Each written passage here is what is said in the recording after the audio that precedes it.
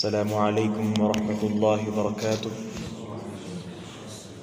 إن الحمد لله نحمده ونستعينه ونستغفره ونعوذ بالله من شرور أنفسنا ومن سيئات أعمالنا. من يهده الله فلا مضل له ومن يضلل فلا هادي له، وأشهد أن لا إله إلا الله وحده لا شريك له، وأشهد أن محمدًا عبده ورسوله. يا أيها الذين آمنوا اتقوا الله حق تقاته ولا تموتن إلا وأنتم مسلمون.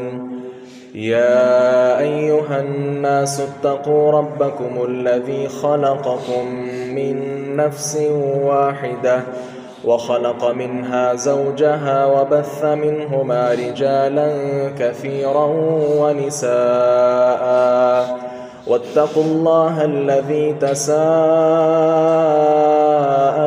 به والأرحام، إن الله كان عليكم رقيبا. يا أيها الذين آمنوا اتقوا الله وقولوا قولا سديدا يصلح لكم أعمالكم ويغفر لكم ذنوبكم، ومن يطع الله ورسوله فقد فاز فوزا عظيما. أما بعد، فإن أصدق الحديث كتاب الله، وأحسن الهدي هدي محمد صلى الله عليه وسلم، وشر الأمور محدثاتها، وكل محدثة بدعة، وكل بدعة ضلالة، وكل ضلالة في النار. أعوذ بالله السميع العليم من الشيطان الرجيم، من همزه ونفخه ونفثه. بسم الله الرحمن الرحيم. إذ يتلقى المتلقيان عن اليمين وعن الشمال قعيد، ما يلفظ من قول إلا لديه رقيب عتيد. نہایت قابل قدر عزیز نوجوان بھائیوں، عزت کے لائق سفید ریش بزرگوں، عفت و حیا کی چادر میں لپٹی ہوئی میری معززات ماؤں اور بہنوں، گزشتہ سے پیوستہ آج کے خطبہ جمعہ میں بھی زبان کی تباہ کاریوں کے متعلق دو باتیں انشاءاللہ ہم سیکھنے کی کوشش کریں گے۔ گزشتہ جمعہ میں زبان کی 4 تباہ کاریوں کے متعلق ہم نے جانکاری حاصل کر لی تھی، اور آج کی اس نشست میں 2 مزید تباہ کاریاں کہ انسان کی زبان کس قدر انسان کو تباہ کر دیتی ہے، 2 خصلتوں کا ذکر آج کے خطبہ جمعہ میں انشاءاللہ ہم کریں گے۔ پہلی بیماری یا خصلت کیا ہے؟ جھوٹ بولنا۔ انسانی فطرت میں، معاشرے کے اندر بھی جھوٹ کا بولنا ایک عظیم اور سنگین جرم ہے، اور یاد رکھیے اللہ تبارک و تعالیٰ کے ہاں اس کی سنگینی کہیں بڑھ کر ہے۔ سب سے پہلی بات کیا ہے کہ جھوٹ ایمان کے منافی ہے۔ جھوٹ اور ایمان کا رشتہ آپس میں آگ اور پانی کا رشتہ ہے۔ جس طرح آگ اور پانی جمع نہیں ہو سکتے، اسی لیے جہاں جھوٹ ہوگا وہاں ایمان نہیں ہو سکتا۔ اور یہ سورۃ النحل میں اللہ تعالیٰ ارشاد فرماتے ہیں، انما يفتري الكذب الذين لا يؤمنون بآيات الله وأولئك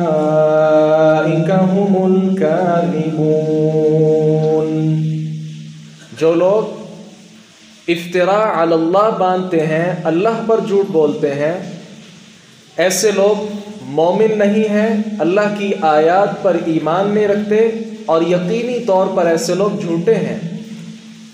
تو جھوٹ کے حوالے سے پہلی بات کیا سامنے آئی کہ جہاں جھوٹ ہوگا وہاں ایمان نہیں آ سکتا۔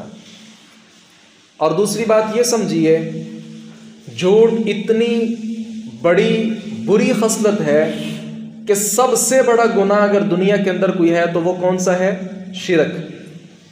اللہ تبارک و تعالی نے جھوٹ کی سنگینی کا اس قدر ہمارے سامنے اس کا بیان کیا کہ شرک کے ساتھ اس کا تذکرہ کر دیا۔ کیا فرمایا؟ فَاجْتَنِبُوا الرِّجْسَ مِنَ الْأَوْثَانِ وَاجْتَنِبُوا قَوْلَ الزُّورِ، بتوں کی پلیدگی سے بچو اور جھوٹی بات سے بھی بچو۔ بتوں کی پلیدگی سے مراد کیا ہے کہ اللہ کو چھوڑ کر بتوں کو، دیگر لوگوں کو معبود تصور کر لیا جائے۔ یہ دنیا کائنات میں سب سے بڑا گناہ ہے کہ پیدا اللہ نے کیا، انسان کا سارا وجود اللہ نے بنایا، آسمان کو چھت بنایا، زمین کو بچھونا بنایا، کھانے پینے کے تمام اللہ تبارک و تعالی نے ذرائع ہمارے لیے مسخر کر دیے، اور پھر یہ انسان ہے کہ اپنی نیازیں جبھی اگر ٹیکتا ہے تو غیر اللہ کے سامنے۔ یہ سب سے بڑا جرم ہے۔ اور یاد رکھیے، اس بڑے جرم کے ساتھ اللہ تبارک و تعالی نے قول زور کا بھی ذکر کیا، اور قول زور سے مراد کیا ہے؟ جھوٹ بولنا۔ یہ تو آیت کریمہ ہے۔ آپ اگر حدیث رسول صلی اللہ علیہ وسلم تلاش کریں تو ایک حدیث موجود ہے، رسول اللہ صلی اللہ علیہ وسلم نے شرک کے ساتھ جھوٹ بولنے کا ذکر کیا ہے۔ کیا فرمایا؟ الا انبئکم باکبر الکبائر، اور لوگو کیا میں آپ کو بڑے بڑے گناہ نہ بتاؤں؟ صحابہ کرام نے کہا بلا یا رسول اللہ، اے اللہ کے رسول بتائیے بڑے بڑے گناہ کون سے ہیں؟ آپ نے کیا ارشاد فرمایا؟ الاشراک باللہ، اللہ کے ساتھ شرک کرنا، وعقوق الوالدین، والدین کی نافرمانی کرنا۔ اب یہ دو بڑے بڑے گناہ ہیں، پیدا اللہ نے کیا، اس کے ساتھ شرک کیا جا رہا ہے۔ عبادت اس کی ہونی چاہیے تھی، دیگر لوگوں کی عبادت ہو رہی ہے۔ کلمات شکر اور حمد و ثنا اللہ کے لیے نکلنے چاہیے تھے، وہی کلمات شکر بابوں کے لیے، پیروں اور فقیروں کے لیے نکل رہے ہیں کہ فلاں نے مجھے بیٹا دے دیا، فلاں نے میری فلاں مصیبت جو ہے وہ ٹال دی، فلاں نے میرا بیڑا وہ تار دیا، نعوذ باللہ من ذالک۔ اور دوسرے نمبر پر انسان کے دنیا میں آنے کا جو سبب ہے وہ اس کے والدین ہیں۔ اگر والدین کی نافرمانی کرتا ہے تو یہ دوسرے نمبر پر بہت بڑا گناہ ہے۔ اور آپ صلی اللہ علیہ وسلم نے پھر کیا کیا؟ صحابی رسول بیان کرتے ہیں وَكَانَ مُتَّكِئًا فَجَلَسَ، جب آپ نے یہ دو باتیں ارشاد فرمائی نا کہ اللہ کے ساتھ شرک اور والدین کی نافرمانی، اس وقت آپ ٹیک لگائے ہوئے بیٹھے تھے۔ فجلس، پھر آپ صلی اللہ علیہ وسلم بیٹھ گئے اور کیا فرمایا؟ الا وقول الزور وشہادت الزور، الا وقول الزور وشہادت الزور، خبردار، جھوٹ بولنا، جھوٹی گواہی دینا، یہ بھی بہت بڑے بڑے گناہ ہیں۔ صحابی رسول اور راوی حدیث کیا بیان فرماتے ہیں؟ فما زال یقولها، آپ صلی اللہ علیہ وسلم جب بیٹھ گئے نا تو بیٹھ کر یہ جملہ پڑھتے ہی گئے، الا وقول الزور وشہادت الزور، الا وقول الزور وشہادت الزور، آپ اس کو دہراتے گئے۔ کہتے ہیں میں نے گمان کیا کہ اب آپ خاموش نہیں ہوں گے۔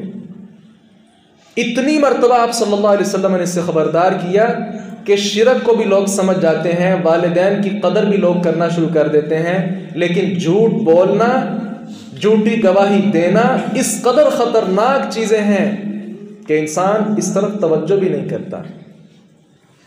اور تیسرے نمبر پر سمجھیے کہ جھوٹ بولنا یہ منافق لوگوں کا وطیرہ ہے، اور منافقین کے بارے آپ جانتے ہیں، ان المنافقین فی الدرک الاسفل من النار، کل قیامت کے دن منافقین جہنم کا سب سے نیچے والا گڑھا جو ہے وہاں ہوں گے، اور آپ جانتے ہیں جہاں سے آگ نکلتی ہے وہاں اس کی حدت اور شدت کہیں بڑھ کر ہوتی ہے۔ وہ لوگ جنہوں نے کلمہ پڑھا ہی نہیں ہے، یہودی ہیں، عیسائی ہیں، ہندو ہیں، سکھ ہیں، وہ تو جہنم میں جائیں گے، لیکن وہ آدمی کہ جو مسلمان تھا، اسلام کے بعد نفاق کو قبول کیا، کلمہ پڑھنے کے باوجود وہ منافق ہے، ایسا آدمی جہنم کے نیچے والا جو گڑھا ہے وہاں ہوں گے۔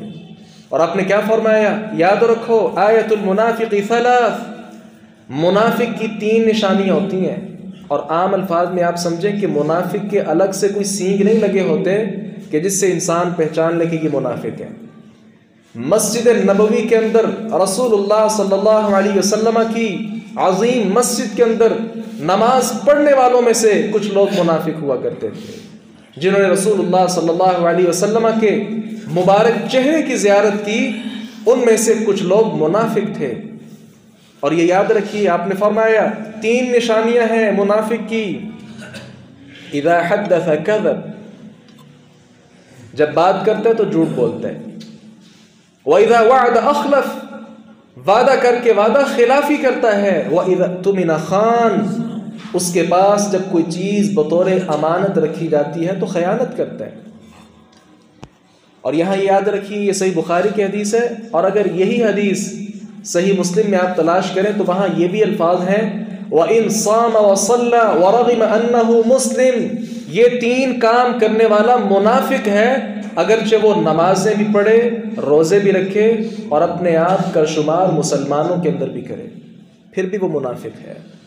تو جھوٹ بولنا یہ کن صفات میں سے ہے؟ منافق کی خصلتوں میں سے ہے۔ اور چوتھی بات یاد رکھیے، ہم نماز جو پڑھتے ہیں نا، بسم اللہ الرحمن الرحیم، الحمد للہ رب العالمین، الرحمن الرحیم، مالک یوم الدین، ایاک نعبد و ایاک نستعین، اهدنا الصراط المستقيم، صراط الذين أنعمت عليهم غير المغضوب عليهم ولا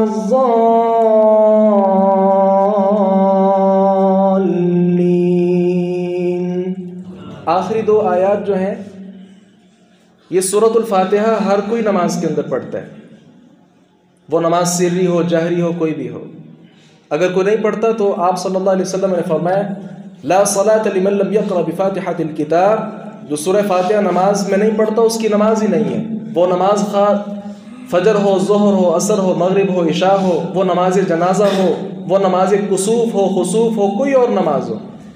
اب دیکھیں یہاں ہم اللہ تعالیٰ سے کیا سوال کرتے ہیں؟ اہدنا الصراط المستقیم، یا اللہ ہمیں سیدھے رستے کی ہدایت دے، اور ہدایت ان لوگوں کی جن پر تو نے انعام کیا۔ لیکن جو آدمی جھوٹ بولتا ہے، نماز بھی پڑھتا ہے، آ کر ہزاروں لاکھوں کی تعداد میں سجدے کرتا ہے لیکن جھوٹ کو نہیں چھوڑتا۔ رسول اللہ صلی اللہ علیہ وسلم کی ہدایات کیا ہیں؟ بلکہ قرآن کریم کی آیت بھی ہے۔ اللہ تعالیٰ نے کیا فرمایا؟ ان اللہ لا یہدی من هو کاذب کفار، جو آدمی جھوٹ بولنے والا ہے، نہ شکریہ کرنے والا ہے، اللہ تبارک و تعالیٰ ایسے آدمی کو ہدایت نہیں دیتا۔ وہ ہزاروں مرتبہ سورۃ الفاتحہ کی تلاوت کر لے لیکن جھوٹ کو نہ چھوڑے، ایسا آدمی اللہ تعالیٰ کے ہاں ہدایت نہیں پا سکتا۔ اور جس کو اللہ ہدایت نہ دے، جس کی صحیح رہنمائی اللہ نہ کرے، اس کی کون رہنمائی کر سکتا ہے؟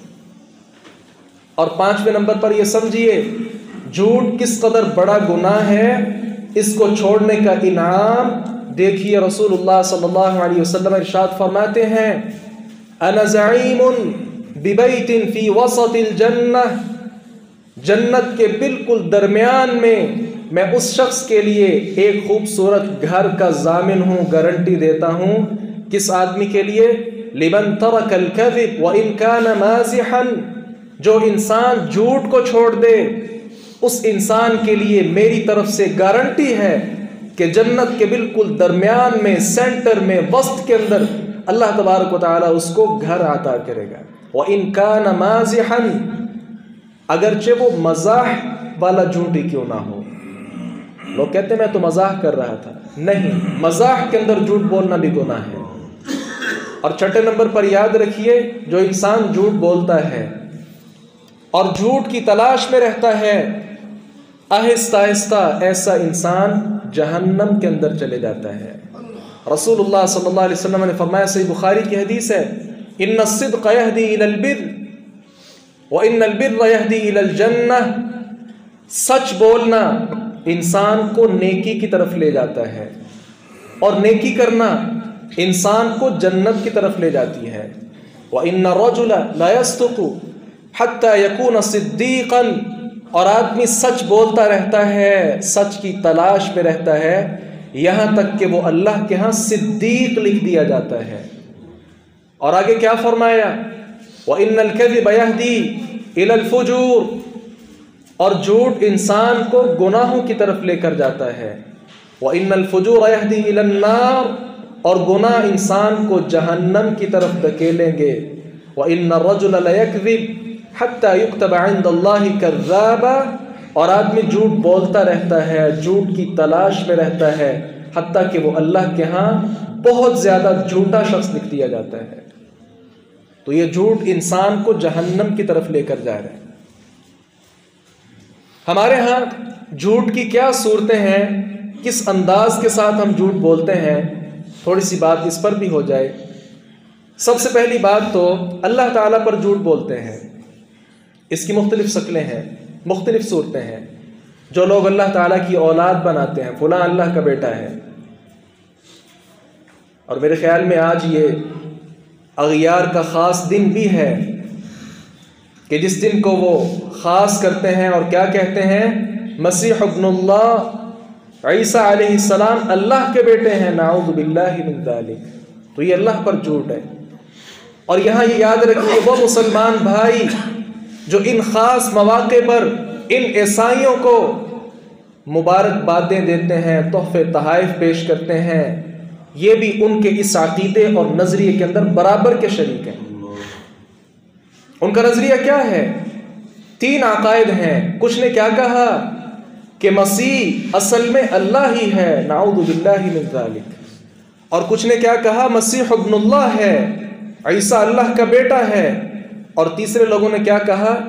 ثالث ثلاثہ، رب 3 ہے، ان 3 میں سے ایک عیسیٰ بھی ہے، نعوذ باللہ من ذالک۔ افسوس ہے ایسے مسلمانوں پر کہ جو ان مواقع پر عیسائیوں کو مبارکبادیں پیش کرتے ہیں، تحفے تحائف دیتے ہیں، پھول پیش کرتے ہیں، اضافی ان کو خرچ دیتے ہیں، آپ ان کی خوشی کے اندر شریک ہو رہے ہیں، آپ کے مسلمان ہونے کا کیا فائدہ ہے؟ اور یہ بات آج سے یاد رکھیے، قرآن کریم میں اللہ تعالیٰ نے سختی کے ساتھ منع کیا ہے، کوئی مسلمان کسی غیر مسلم کے ساتھ دوستی نہ لگائے۔ یہ واضح فرامین ہے، قرآن کریم کے اندر، احادیث کے اندر موجود ہیں۔ غیر مسلموں کو دوست بنانا شریعت نے کبھی بھی اس کا جواز فراہم نہیں کیا، بلکہ مسلمان آپس میں ایک دوسرے کے دوست ہیں۔ اور اگر یاد رکھیے کسی کا سگا بھائی عیسائی ہے اور یہ مسلمان ہے، وہ عیسائی اس کا بھائی نہیں ہے۔ المسلم اخو المسلم، مسلمان مسلمان کا بھائی ہوتا ہے، مسلمان اور عیسائی آپس میں بھائی نہیں ہو سکتے۔ کیا وہ آپ نے نوح علیہ السلام کا واقعہ نہیں دیکھا؟ سگا بیٹا ہے، غرق ہو رہا ہے، کیا کہا؟ یا اللہ ان ابنی من اہلی، یہ میرا بیٹا ہے۔ اللہ تعالیٰ نے کیا فرمایا تھا؟ یہ آپ کا بیٹا نہیں ہے۔ اسلام کی مودت اور اسلام کی محبت کافی ہے۔ اور یاد رکھیے اللہ تبارک و تعالیٰ پر جھوٹ اور اس کی جتنی آگے شکلیں ہو سکتی ہیں یہ بالکل جائز نہیں ہے اور حرام ہے۔ دوسرے نمبر پر ہمارے ہاں جو جھوٹ بولا جاتا ہے وہ رسول اللہ صلی اللہ علیہ وسلم پر جھوٹ بولا جاتا ہے۔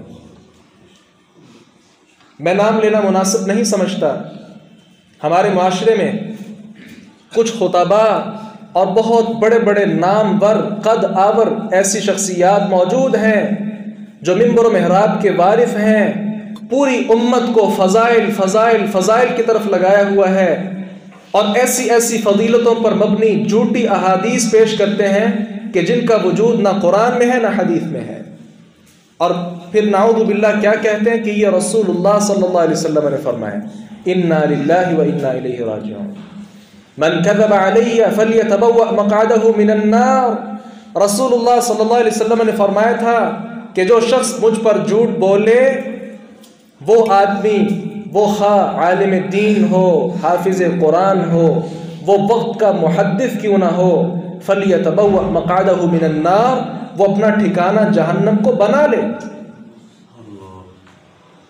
یہ بہت زیادہ خطرناک باتیں ہیں۔ یہ دو صورتیں ہمارے ہاں بہت زیادہ عام ہیں۔ اور تیسری صورت کیا ہے؟ لوگوں کو ہنسانے کے لیے جھوٹ بولنا۔ یہ ایسا مشغلہ ہے کہ جس پر باقاعدہ طور پر کمپنیاں کام کر رہی ہیں، بڑے بڑے ادارے اس پر ان کا قیام ہے۔ مقصد صرف اور صرف کیا ہے؟ لوگوں کو ہنسانا اور خوش کرنا۔ بھائی اگر کوئی آدمی پریشان ہے تو کوئی سچ بول کر بھی اس کو ہنسایا جا سکتا ہے۔ ممکن ہے اس کی پریشانی بہت زیادہ ہو اور آپ اس کی پریشانی کے اندر شریک ہونا کیا ہے؟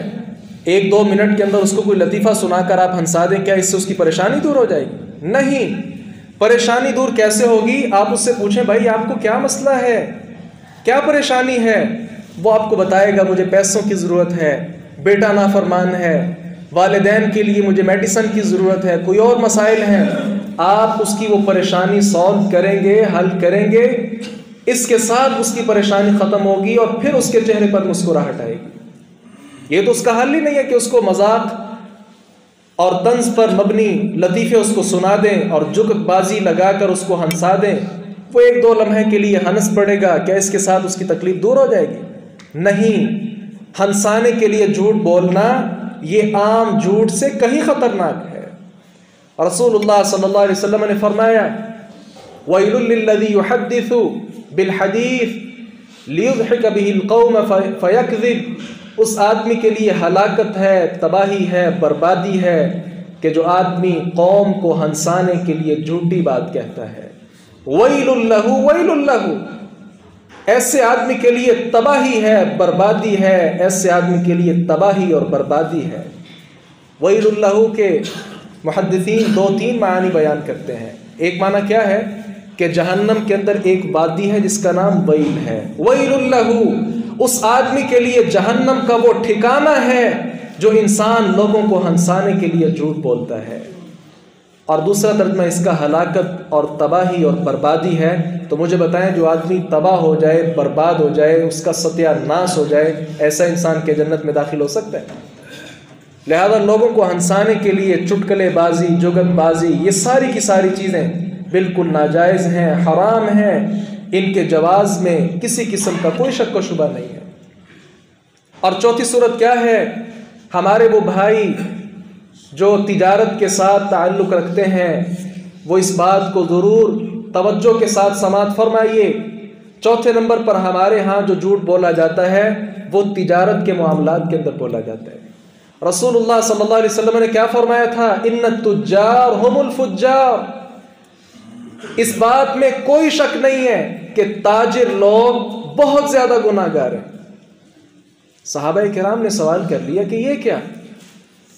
یا نبی اللہ، اے اللہ کے نبی صلی اللہ علیہ وسلم، الم یحل اللہ البیع، کیا اللہ تعالیٰ نے خرید و فروخت کو حلال نہیں کیا؟ تو اگر خرید و فروخت حلال ہے تو ہم ایک حلال کام کر رہے ہیں، آپ لوگوں کو، تاجروں کو بہت زیادہ گناہ گار کیوں کہہ رہے ہیں؟ سوال کر لیا۔ رسول اللہ صلی اللہ علیہ وسلم نے کیا فرمایا؟ فَإِنَّهُمْ يَقُولُونَ فَيَكْذِبُونَ، یہ تاجر لوگ جھوٹ بہت زیادہ بولتے ہیں، وَيَحْلِفُونَ وَيَأْثِمُونَ، اور جھوٹی قسمیں اٹھا کر اللہ کے ہاں گناہ گار ہوتے رہتے ہیں۔ اس لیے میں کہہ رہا ہوں کہ تاجر لوگ بہت زیادہ گناہ گار ہیں۔ اور ایک مرتبہ جامع ترمذی میں روایت موجود ہے، رسول اللہ صلی اللہ علیہ وسلم مسجد نبوی کے ساتھ جو بقیع الغرقد ہے، جس کو جنت البقیع لوگ کہتے ہیں، اس طرف آپ صلی اللہ علیہ وسلم نکلے۔ کیا فرمایا؟ یا معشر التجار، تاجر لوگوں کی جماعت. کئی تاجر آپ صلی اللہ علیہ وسلم کی طرف متوجہ ہوئے. آپ شاید کوئی خاص بات ارشاد فرمانے لگے ہیں. آپ نے کیا فرمایا؟ ان التجار یبعثون یوم القیامہ. یقیناً اس بات میں کوئی شک نہیں ہے کہ تاجر لوگ، بزنس مین، کل قیامت کے دن اٹھائے جائیں گے فجاراً، بہت زیادہ گناہوں کی حالت میں. الا من اتقى وبر وصدق. کچھ تاجر لوگ وہ فاجروں کی لسٹ میں نہیں ہوں گے. کون کون سے؟ جن کے اندر اللہ کا خوف ہوگا اور وہ نیکی کرنے والے ہوں گے اور اپنی تجارت کے معاملات میں سچ بولنے والے ہوں گے. میں ایک سادہ انسان ہوں، کسٹمر ہوں، مجھے نہیں علم کہ یہ کپڑا کس کوالٹی کا ہے، لیکن دکاندار تو جانتا ہے. مہنگے داموں میں فروخت کر دینا اور جھوٹ بولنا کہ یہ فلاں برانڈ کا ہے، فلاں کمپنی کا ہے، کسٹمر کو تو نہیں علم. صاحب البیت ادری ما فی. تاجر لوگ ہم سے زیادہ اس بات کو سمجھتے ہیں کہ تجارت میں کس کس طرح جھوٹ بولا جاتا ہے. لہذا یہ بڑا خوبصورت پیغام ہے رسول اللہ صلی اللہ علیہ وسلم کا تاجروں کے نام. اس کو سیکھیے اور اس پر عمل کیجئے، اور اپنے جو آپ کے کولیگس ہیں ان تک بھی اس پیغام کو پہنچائیے کہ رسول اللہ صلی اللہ علیہ وسلم نے تاجروں کے حوالے سے بہت زیادہ خدشات کا اظہار کیا ہے. اور ہمارے ہاں ایک جھوٹ کی صورت یہ بھی ہے کہ کچھ لوگ خواب دیکھا نہیں لیکن بیان کر دیتے ہیں. رسول اللہ صلی اللہ علیہ وسلم کی زیارت خواب میں نہیں ہوئی، لیکن اپنے امیر صاحب کے ہاں اپنے نمبر بڑھانے کے لیے، اپنی وقعت کو بڑھانے کے لیے جھوٹے خواب بیان کر دینا کہ آج میں نے رسول اللہ صلی اللہ علیہ وسلم کے ساتھ ملاقات کی ہے، خواب میں آپ نے امت کے نام یہ پیغام دیا ہے، انا للہ و انا الیہ راجعون. رسول اللہ صلی اللہ علیہ وسلم نے فرمایا کچھ لوگ بہت زیادہ بڑے بڑے جھوٹ بولتے ہیں، اللہ کے ہاں بہت زیادہ مجرم ہیں. ان میں سے ایک جھوٹ کیا ہے؟ او یری عینہ ما لم ترى. ایسا خواب بیان کرے جو اس نے دیکھا ہی نہیں ہے. تو خواب بیان کرنا اور پھر اس خواب کے اوپر اپنے اعمال کی بنیاد رکھ لینا. کئی بیچارے ایسے لوگ ہیں میں نے دیکھا نمازیں نہیں پڑھتے. اگر سوال کیا کہ آپ نماز کیوں نہیں پڑھتے؟ او بھائی، رسول اللہ صلی اللہ علیہ وسلم کی مجھے 50 مرتبہ خواب میں زیارت ہوئی ہے، مجھے 5 مرتبہ زیارت ہوئی ہے. ایک مرتبہ آپ صلی اللہ علیہ وسلم نے فرمایا تھا کہ تو آج کے بعد نماز نہ بھی پڑھے تو جنتی ہے. انا للہ و انا الیہ راجعون. نماز آدم کو معاف نہ ہوئی، نوح کو معاف نہ ہوئی، موسیٰ، عیسیٰ، ابراہیم، تمام انبیاء کرام، حتیٰ کہ نبی مکرم صلی اللہ علیہ وسلم کو نماز معاف نہیں ہوئی. اور قرآن کریم میں اللہ تعالیٰ نے آپ کو مخاطب کر کے کیا کہا؟ وَاعْبُدْ رَبَّكَ حَتَّى يَأْتِيَكَ الْيَقِينُ. موت آنے تک اللہ تعالیٰ کی عبادت میں لگے رہیں. رسول اللہ صلی اللہ علیہ وسلم کی کیا کیفیت تھی؟ 2 صحابہ کرام کے سہارے آپ صلی اللہ علیہ وسلم مسجد کی طرف آ رہے ہیں، اور راوی بیان کرتے ہیں کہ آپ کے مبارک قدم وہ زمین کے اوپر لگتے ہیں اور ان کے ساتھ زمین کے اوپر، وہ مٹی کے اوپر لکیریں کھینچی جا رہی ہیں، گویا گسٹ گسٹ کر آپ صلی اللہ علیہ وسلم مسجد میں تشریف لا رہے ہیں. آپ کو نماز معاف نہیں ہوئی. صحابہ کرام رضوان اللہ علیہم اجمعین کیسی کیسی ان پر حالات اور کیسی کیسی مصیبتیں آئیں، نماز کسی صحابی کو معاف نہیں ہوئی. اور مجھے بتائیں انبیاء کے بعد، صحابہ کرام کے بعد کون سا ایسا ولی ہو سکتا ہے کہ جس کو اللہ تعالیٰ نے نماز ہی معاف کر دی ہو؟ اس امت کے سب سے بہترین ولی کون ہیں؟ صحابہ کرام رضوان اللہ علیہم اجمعین.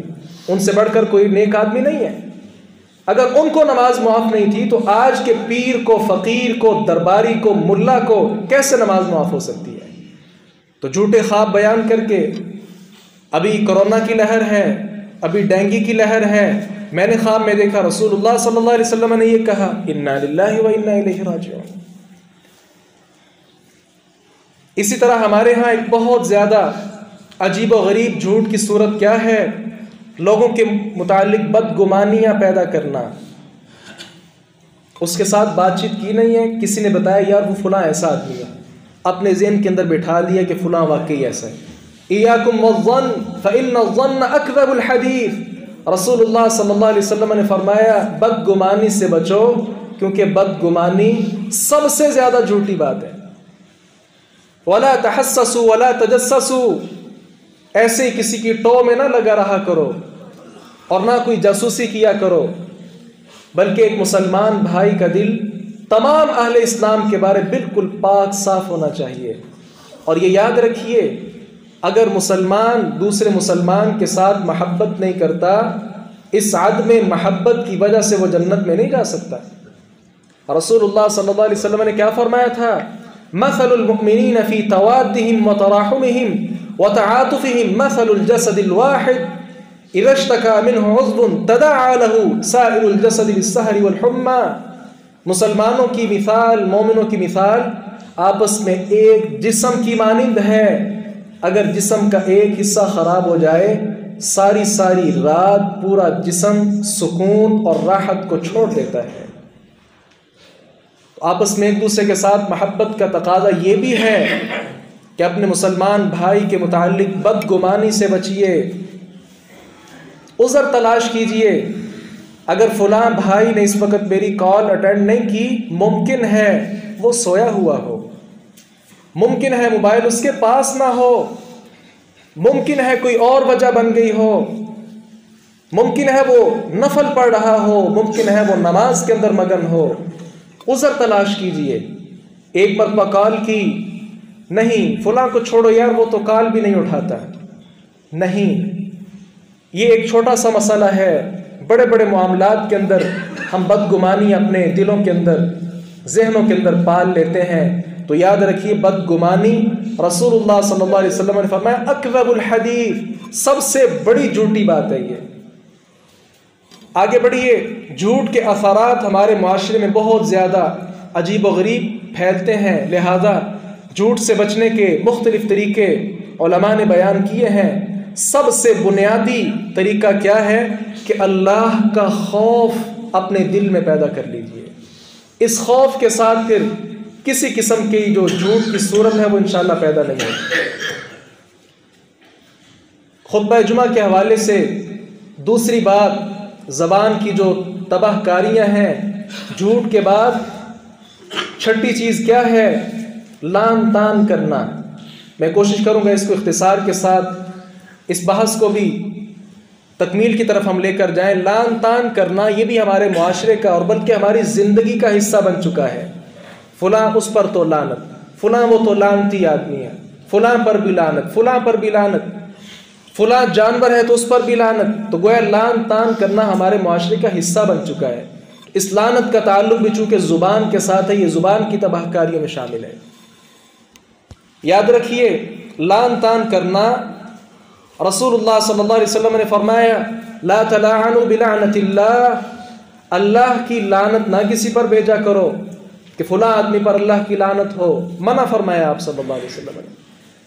اور دوسری بات یاد رکھیے کہ جو آدمی مومن ہوتا ہے وہ کسی پر لعنت نہیں کیا کرتا۔ لیس المؤمن باللعان، مومن جو ہے وہ بالطعان ولا اللعان، لعن تان کرنے والا آدمی مومن نہیں ہوتا۔ اور تیسرے نمبر پر یاد رکھیں کہ اگر کوئی آدمی فاسق ہے، بہت زیادہ گناہگار ہے، اس پر بھی لعنت نہ کریں۔ رسول اللہ صلی اللہ علیہ وسلم کے دور میں ایک آدمی نے شراب پی، آپ صلی اللہ علیہ وسلم کے پاس لایا گیا، دوبارہ پھر اس نے شراب پی، پھر لایا گیا، پھر شراب پی، پھر لایا گیا، بار بار شراب کے جرم میں آپ صلی اللہ علیہ وسلم کی خدمت میں اسے پیش کیا جاتا رہا۔ ایک آدمی نے کیا کہا؟ اللہم لعنہ، یا اللہ اس پر لعنت کر، کیسا آدمی ہے، بار بار شراب نوشی کرتا ہے اور رسول اللہ صلی اللہ علیہ وسلم کو پریشان کرتا ہے۔ آپ صلی اللہ علیہ وسلم نے فرمایا لا تلعنوا، اس پر لعنت نہ کرو، فواللہ ما علمت انہ یحب اللہ ورسولہ، اللہ کی قسم ہے میں یہ جانتا ہوں کہ یہ آدمی اللہ اور اس کے رسول کے ساتھ محبت کرتا ہے، اور تم اس پر لعنت کر رہے ہو۔ شراب پینا اس کا گناہ ہے، جرم ہے، اس کی ہم سزا دیں گے، لیکن اس پر لعن تان نہ کرو۔ تو گویا فاسق اور گناہگار آدمی پر لعنت کرنا یہ بھی شریعت نے اجازت نہیں دی۔ اور آگے بڑھیے، کچھ لوگ فوت شدگان پر لعنت کرتے ہیں، یہ بھی جائز نہیں ہے۔ لا تسبوا الاموات، مردوں کو برا نہ کہو۔ اور یہ بھی یاد رکھیے اگر مردے کافر ہیں ان پر لعنت کرنا بھی جائز نہیں ہے۔ رسول اللہ صلی اللہ علیہ وسلم کے دور میں امت اسلامیہ کا فرعون ابو جہل جب مرا اس پر لوگوں نے لعنت کی، آپ صلی اللہ علیہ وسلم نے فرمایا نہ، لعنت نہ بھیجو، اس کے ساتھ جو ہمارے زندہ لوگ ہیں وہ پریشان ہوتے ہیں۔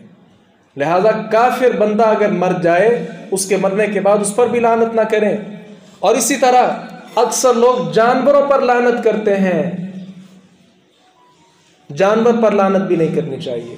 رسول اللہ صلی اللہ علیہ وسلم کے دور میں ایک سفر میں ایک خاتون نے اپنی سواری کے اوپر لعنت کی، آپ صلی اللہ علیہ وسلم نے پھر کیا فرمایا؟ خذوا ما علیہا فإنہا ملعونہ، اس سواری کے اوپر جو کچھ ہے وہ اتار لو اور اس کو چھوڑ دو، کیونکہ یہ سواری، یہ جانور اب لعنتی ہو چکا ہے، اس کے اوپر اللہ تعالیٰ کی پھٹکار پڑ چکی ہے۔ تو کچھ مواقع ایسے ہوتے ہیں جن مواقع پہ اللہ تعالیٰ ہر قسم کی دعا اور بد دعا کو قبول کر لیتا ہے۔ اس جانور بیچارے کا کیا قصور تھا کہ جس پر اس صحابیہ نے لعنت کی، چنانچہ وہ لعنت اس کے اوپر پڑ گئی۔ صحابی بیان کرتے ہیں پھر میں وہ اس جانور کو دیکھا کرتا تھا، وہ جانور گھومتا تھا اور کوئی آدمی بھی اس کو پکڑنے کے لیے تیار نہیں تھا۔ اس جانور بیچارے کا کیا قصور تھا؟ تو جانوروں پر لعنت کرنے سے بھی بچیے۔ اور بہت ہی خاص بات، مومنین پر لعنت کرنا کتنا بڑا گناہ ہے۔ رسول اللہ صلی اللہ علیہ وسلم نے فرمایا مومن پر لعنت کرنا کا قتل ہی، مومن کو قتل کر دینے کے مترادف ہے۔ مومن پر لعنت کرنا ایسی ہے جیسے آپ نے اس مومن بھائی کو قتل کر دیا ہے، اور قتل کرنا کتنا بڑا سنگین جرم ہے۔ آگے بڑھیے، اگر جس پر ہم لعنت کر رہے ہیں وہ لعنت کا مستحق نہیں ہے، پھر کیا ہوتا ہے؟ جب کوئی انسان کرتا ہے نا فلاں پر لعنت، وہ لعنت آسمان کی طرف جاتی ہے، آسمان کے دروازے بند ہو جاتے ہیں، وہ لعنت پھر دوبارہ نیچے آتی ہے، دائیں بائیں گھومتی ہے۔ جس بندے پر ہم نے لعنت کی ہے اگر وہ لعنت کا مستحق ہو تو اس پر وہ لعنت پڑ جاتی ہے۔ وَإِلَّا رَجَعَتْ إِلَىٰ قَائِلِهَا، اگر وہ لعنت کا مستحق نہ ہو تو جس نے لعن تان کیا ہوتا ہے وہ لعنت اس کے اوپر آ کر پڑ جاتی ہے۔ لعن تان سے بچیے۔ لعنت کرنے والے کل قیامت کے دن کی حالت کیا ہوگی؟ رسول اللہ صلی اللہ علیہ وسلم نے فرمایا لا يكون اللعانون شفعاء ولا شهداء يوم القیامہ، کل قیامت کے دن جب ہمیں سفارش کی ضرورت ہوگی، ایک دوسرے کی گواہی کی ضرورت ہوگی، تو جو آدمی دنیا میں لعنت کیا کرتے تھے ان کی سفارش اور گواہی اللہ تعالیٰ قبول نہیں کرے گا۔ لعنت کی جائز صورت کیا ہے؟ رسول اللہ صلی اللہ علیہ وسلم نے، بلکہ اللہ تعالیٰ نے قرآن کریم کے اندر لعنت کی ہے۔ لعنت کی صورت کیا ہو سکتی ہے؟ الا لعنت اللہ علی الظالمین، ظالموں پر اللہ کی لعنت ہو۔ اسی طرح رسول اللہ صلی اللہ علیہ وسلم نے فرمایا لعن اللہ السارق یسرق البیضہ فتقطع یدہ، چوری کرنے والے پر، چور پر اللہ تعالیٰ کی لعنت ہو کہ جو ایک انڈا چوری کرتا ہے اور انڈے کے پیچھے اپنا ہاتھ کٹوا دیتا ہے۔ تو گویا معین طور پر کسی پر لعنت کرنا یہ جائز نہیں ہے کہ فلاں نامی شخص پر لعنت ہو، نہیں۔ ہم یہ کہہ سکتے ہیں کہ ملک پاکستان میں فحاشی پھیلانے والے ظالموں پر اللہ کی لعنت ہو۔ کس طرح اہل ایمان کے تقوی کو، خشیت کو، للہیت کو انہوں نے ستیاناس کر دیا ہے۔ ان نوجوانوں پر لعنت ہو کہ جو چلتے پھرتے خواتین کو تنگ کرتے ہیں، جس کے ساتھ ایک بری فضا معاشرے کے اندر قائم ہوتی ہے۔ ان خواتین پر لعنت ہو کہ جو برہنہ لباس پہن کر باہر نکلتی ہیں اور اہل ایمان کے دلوں کو خراب کرتی ہیں۔ گویا اس انداز کے ساتھ لعنت کرنے کا جواز قرآن و سنت میں ملتا ہے کہ کسی کا نام لے کر، نامینیٹ کر کے کسی پر لعنت نہ کریں، بلکہ اس کے متعلقہ وہ جو حلقہ ہے، جیسے ظلم کرنے والے جتنے لوگ ہیں، تمام ظالموں پر اللہ تبارک و تعالی نے لعنت کی کہ تمام ظالموں پر اللہ کی لعنت ہو۔ جتنے چوری کرنے والے ہیں سب پر اللہ تعالیٰ کی لعنت ہو۔ اس قسم کی لعنت کرنا، اس کا جواز بہر صورت شریعت کے اندر موجود ہے۔ اللہ تبارک و تعالیٰ سے ہم یہ التجا کر سکتے ہیں کہ جتنے غیر مسلم اہل اسلام کو پریشان کرتے ہیں یا اللہ انہیں ہدایت دے، اگر ہدایت ان کے نصیب میں نہیں ہے ان پر لعنت کر، ان کو تباہ و برباد کر، تاکہ ان کی آئندہ نسلیں بھی یہ بات یاد رکھیں کہ اہل اسلام کو پریشان نہیں کرنا۔ تو یہ جواز کی صورت ہے۔ گویا آج کی خطبہ جمعہ میں ایک جھوٹ اور دوسرا لعن طعن کرنا، یہ زبان کی دو تباہ کاریاں ہیں جس کے ساتھ انسان کی زبان وہ زہر آلود ہو جاتی ہے اور اس کے ساتھ سارا جسم جو ہے وہ بھی اس کے پیچھے لگ جاتا ہے۔ اللہ تعالیٰ سے دعا کیجئے باری تعالیٰ یہ جو مذموم خصلتیں ہیں ہمیں توفیق عطا فرمائے کہ ہم اس سے بچے رہیں۔ وآخر دعوانا ان الحمد للہ رب العالمین۔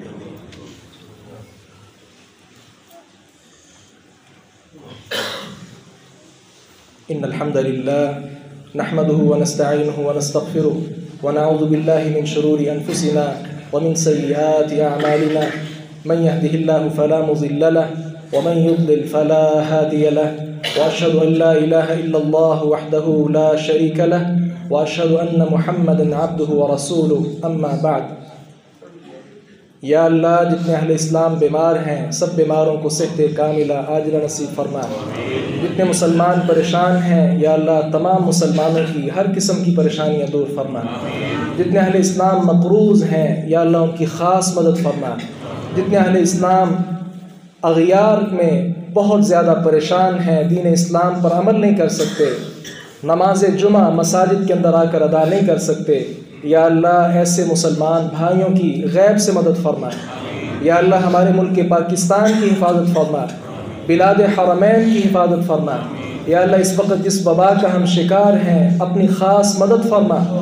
یا اللہ اس وقت جو حرم کے حالات ہیں بہت کم لوگ وہاں طواف کرنے والوں میں سے رہ گئے ہیں، یا اللہ وہ حرم کی جو رونقیں ہیں اس کو دوبالا کر دے، ہماری مساجد کی رونقیں دوبالا کر دے۔ یا اللہ ہمارے جو نوجوان ہیں ان کے دلوں میں جو سیاہی ہے اور ان کی راتیں جو سیاہ ہو چکی ہیں، کالی ہو چکی ہیں، یا اللہ ان کے دل قرآن و سنت کے نور کے ساتھ منور فرما۔ ہمارے نوجوان یا اللہ انہیں ہمارا روشن مستقبل بنا۔ جتنے اہل اسلام بے اولاد ہیں اللہ تبارک و تعالیٰ انہیں اپنی خاص مدد سے اولاد صالحہ عطا فرمائے، اور جتنے اہل اسلام صاحب اولاد ہیں اللہ تبارک و تعالیٰ ان کی اولاد کو ان کی آنکھوں کی ٹھنڈک بنا دے۔ ربنا ظلمنا انفسنا وان لم تغفر لنا وترحمنا لنكونن من الخاسرين ربنا آتنا في الدنيا حسنة وفي الآخرة حسنة وقنا عذاب النار سبحان ربك رب العزة عما يصفون